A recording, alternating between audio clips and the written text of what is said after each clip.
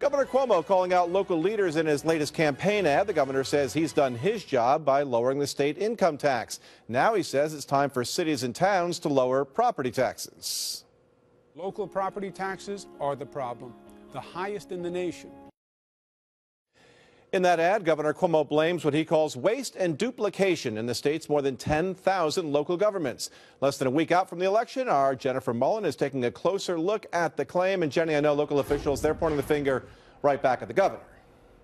That's right, Greg. They're saying, hold on, not so fast.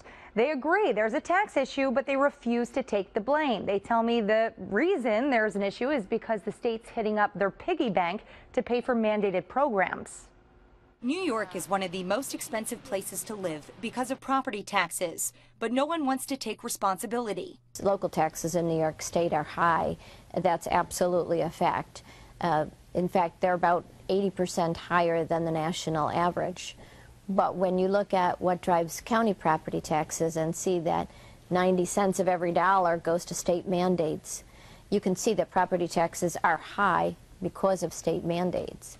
But Governor Cuomo disagrees. In his latest campaign ad, he says the state has done its part by lowering income taxes. He then points the finger back at local governments. But local property taxes are the problem, the highest in the nation.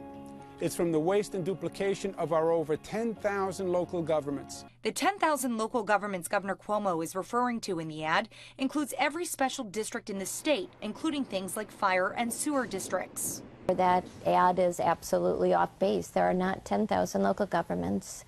As far as waste and duplication, I would argue again that it is the state that is driving the increased costs, increased taxes. Kathy Jimino is a Republican, but one of her Democratic counterparts, Albany County Executive Dan McCoy, has also criticized unfunded mandates. He wouldn't talk to us about this story, but here he is in August of last year talking about trying to balance his budget.